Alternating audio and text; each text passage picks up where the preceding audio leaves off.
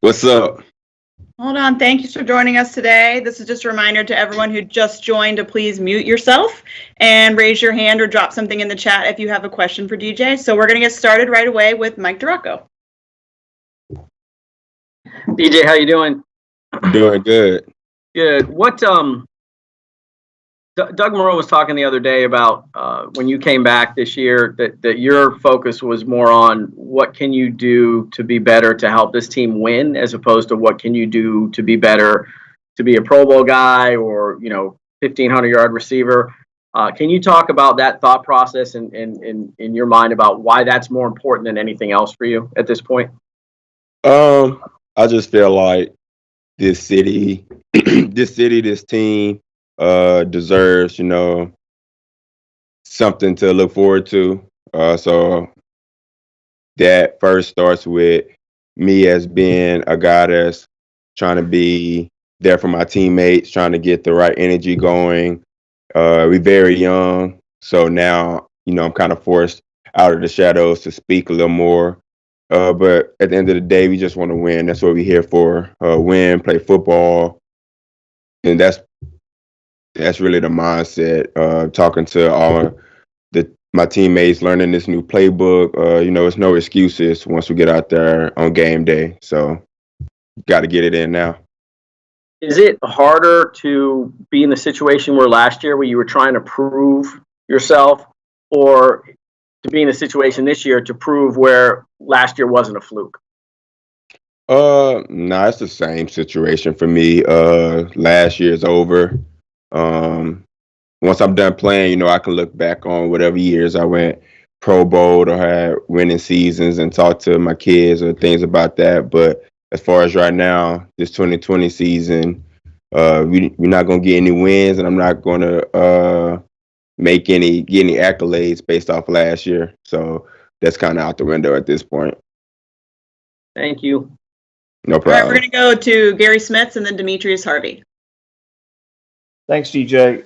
This should be fairly quick, but DJ, can you talk about what it's like to go against DJ Hayden in practice and the level of admiration the team has for his toughness, the way he bounces back from injuries? I love going against DJ. He's very confident, which is something that I always admire about any player. When you're confident, it allows me to be confident and talk smack with you and things like that. But you also can learn from guys like that. He's very smart. He knows route patterns based off your stem, things like that. He can easily read your route before you at the top of your route. So I asked him things about that. If he get me on the play, is what did I do that you saw this early to be able to jump this route, and then next time I won't do it. So next time he have to figure a new way to find a way to jump my route, because I'm not going to run it the same way. And being able to bounce back from injury is big. NFL, it's long seasons. Now the season is a little longer. In the future, it's going to be a little longer. So being able to bounce back from injury from year to year, or being able to keep your body healthy throughout the year is really tough. And the older you get, the harder it is, obviously. And he bounced back and come back strong every time. Okay, thank you. No problem. Awesome. We're going to go to Demetrius and then John Reed. Hey, DJ, I hope you're doing well. After the season you had last year sort of settling into your own, do you see yourself becoming even more of a leader within the receiver room, especially considering the recent rookie additions to that group? The way I view leadership is a little different. I don't really like being the guy that appoint myself to leadership. I feel like real leaders shouldn't always want to be the leader, if that makes sense.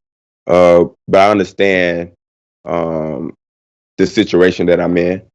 So I understand that, young guys come in, they look at the roster, they realize that, hey, I'm in the room with a Pro Bowl receiver. But honestly, I'm still looking at Coach McCarty because he's done it multiple times. So I'm looking at Coach McCarty as a leader for me. And then also I'm still looking at things that Chris Conley do well, things that Cole do well, things that Dede do well. And I'm just, jotting everything down and trying to make myself a better player. If anybody ever have a question about it, ask me anything. I'm always willing to help. I'm always willing to talk to them. I don't really want to be the guy that's calling the meetings and saying this is what we need to do or this is what we should do. If it's something that's on my heart, I'm going to speak on it. But other than that, I'm just still here playing football. What have you seen from the new guys, specifically Laviska and Colin, just in terms of what they look like on the field? What did you know about them before this year or anything otherwise? I'm not going to lie. The only receivers I knew about was LSU coming out of the draft, like coming into the draft. That's the only real college football that I kept up with. But, after we got them, I went to look at them a little bit, but I was able to meet them this summer. They was willing to come out here early and get some work in with me, the other receivers, the quarterbacks. And, I was able to build a bond with them. And they work hard, and they great people as well. And I think that's something that we need to continue to add to this team, just hard workers, people that want to come in, win games. And one goal for me is to help those guys have a better rookie year than I did. So I want those guys to be able to come in and make whatever contribution to the team that they, able to make at the time. Some people are more advanced than others, but whatever they can do, whatever they're ready to do, I'm behind them. And the better we are in the receiver room, the better we are as a team. So thanks, DJ. No problem. Awesome. Let's jump over from John Reed and then Jordan DeLugo. How you doing, DJ? Speaking of the receivers group, how do you think Gruden's offense going to blend and bring out the talent of your group? And as a group, are you guys excited that it seems like you're going to be more of a downfield, wide open? I don't know wide open, but taking more of the advantage of Minshew and throwing the ball downfield and doing different things. And how do you think that opens up things for a group as talented? Do you feel this the talent that you have at that group? Getting to know Coach Gruden. I love the fact that he's aggressive, but his schemes, his offense was pretty easy to learn for me in year 3. But also the spacing that he has on his routes. I love it, the different combinations. I love it. I talked to Gardner. I actually talked to him yesterday about it, asking him, is the offense being, tailored to his strengths? And he's very confident about that, which is good. If he's happy and he's comfortable, that makes everybody else comfortable. So I think it's going to be a pretty good, season for us offensively, because this whole offseason we've been getting together, learning this offense together in this, unprecedented time. And it's showing on the field, the chemistry showing on the field. It's the most connected I felt to the offense and to the players on the offense in a long time. So I think with the addition of Coach Gruden being the head coach, knowing how to get his guys ready, knowing the strengths and weaknesses of his players, I think we'd be in pretty good shape. One more question for you, man. I mean, with so much going on right now with the pandemic and everything, are you guys speaking at all among yourselves on any of those social injustice issues, or you guys kind of putting that on hold right now? We're not shying away from it at all. If something comes up, we speak on it. That's something that Coach Marone has done to make sure that we speak on it whenever things happen, or making sure that we all feel comfortable, in our skin, and making sure that we all feel good, or we all on the same page about what's going on in the world. It's not the topic of conversation because, obviously we all come from different backgrounds, and you can't really just push some of these worldly things on everyone. And we understand that. So in the locker room, we're not just going around speaking on it all the time, but it's a time and a place for it. And whenever that time happens, we all at the place ready to speak on it. Awesome. Thank you. Guys, we've only got about 5 minutes left, so we're going to go to Jordan and then Gene and Jamal. And apologies that DJ only has a couple minutes, so if we can keep it tight, that would be great. Hey, DJ, what have you seen from Laviska Shenault so far from an individual standpoint, and what do you expect from him in 2020? Very strong, confident, efficient. I think that's the biggest things that I realized about him. Coachable, he listened to me, and I don't consider myself a big time veteran, so he listened to me. He listened to anybody that's willing to give him coaching advice. So I think he's going to definitely help us out a lot. Very talented, and I think working with Coach McCardell, and once he get the hang of the offense and get the hang of the way that the defenses are trying to take him away and things like that, which comes with time, I think he's going to be a very dominant player. All right. Thanks, DJ. No problem.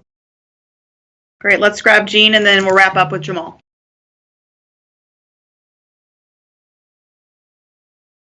Gene, you're on mute.